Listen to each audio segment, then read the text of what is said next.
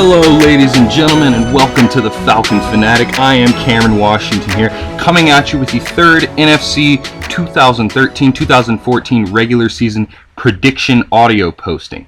And in this posting, we're going to be talking about the NFC East. We're going to start out talking about the powerful rushing attack of the Washington Redskins. We're going to move on to the Dallas Cowboys and all their problems, including the signing of Tony Romo to that $100 million deal.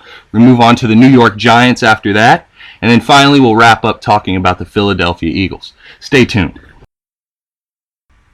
Hello, all you dirty birds out there. This is Cameron Washington here. If you have a passion for the Atlanta Falcons football team like I do, there's an opening. I'm looking for a partner to help me with my audio postings to the Falcon Fanatic.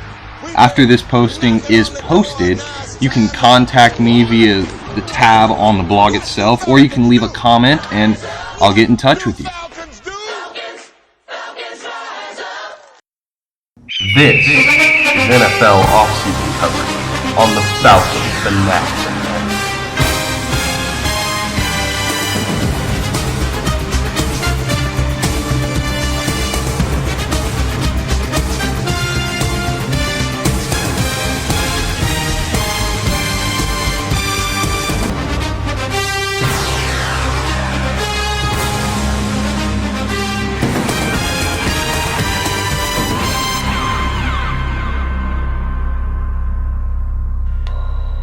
Alright, let's get started, and we're going to talk about the Washington Redskins to start off this NFC East posting. They finished the season last year with a record of 10-6, and they made it through the entire season with a banged up RG3. He was hurt all season, concussions, knee sprains, all kind of stuff. They eked out a division title within the last 2 weeks of the season, but RG3's body finally gave up on him. That's Robert Griffin III for those of you that don't know.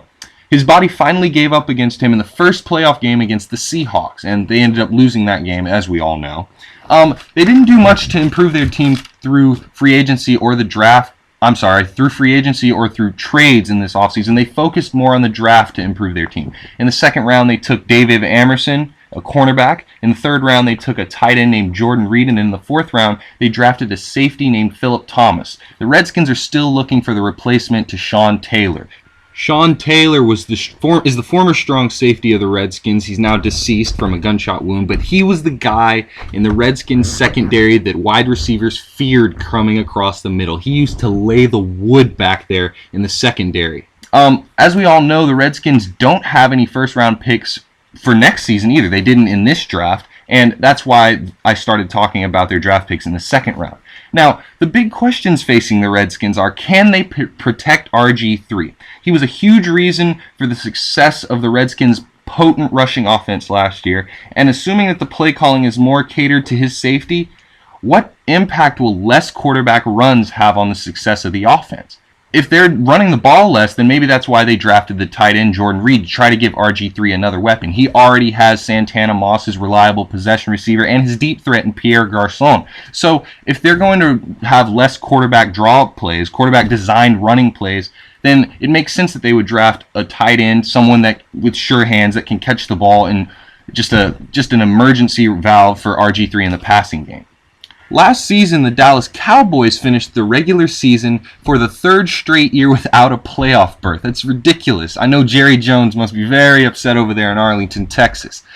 It's no secret where their issues came from, though. It was in the running game. They finished 31st in the league in the running game and third in the passing game. Like the Saints, they couldn't establish a rushing attack, which forced Tony Romo to throw the ball around a lot more, leading to more interceptions, more sacks, more bad things. And it's no secret, a healthy backfield is the key to the success of this team. Moreover, they needed to improve their offensive line this offseason. They didn't have too many transactions via free agency or through trades similar to the Redskins. They focused more on the draft. They drafted Travis Frederick, a center, in round 1 of the NFL draft. Gavin Escobar, a tight end, probably going to be mentored by one of the best tight ends of all time in Jason Witten this season. And then they drafted a wide receiver named Terrence Williams.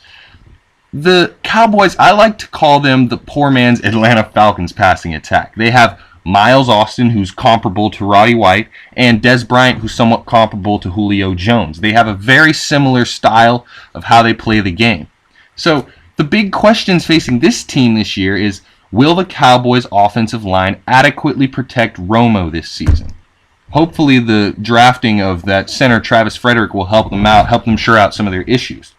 And also, how will the offense function under the new play caller, Bill Callahan? I think they're going to flourish because I don't think Jason Garrett handles pressure very well. It was evident last year he made bad decisions. He called timeout before his kicker was about to kick the ball on the field. Jason Garrett just is not a pressure situation play caller. And I think the addition of Bill Callahan as the play caller will greatly improve this offense.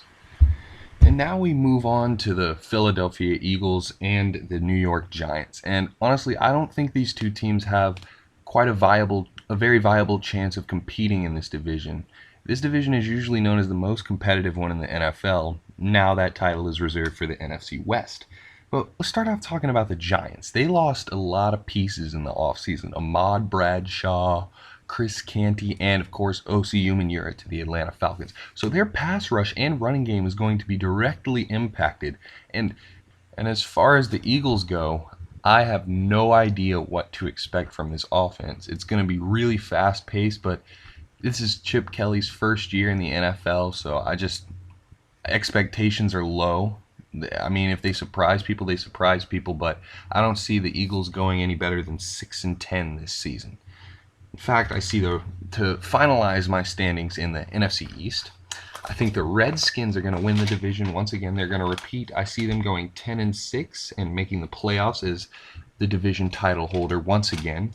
And I see none of the three remaining teams making the playoffs this postseason. I see the Dallas Cowboys going 8-8 with all their problems, the Giants going 8-8 with all their problems, and Victor Cruz and Hakeem Nicks have proven to be injury liabilities, so those are some big questions.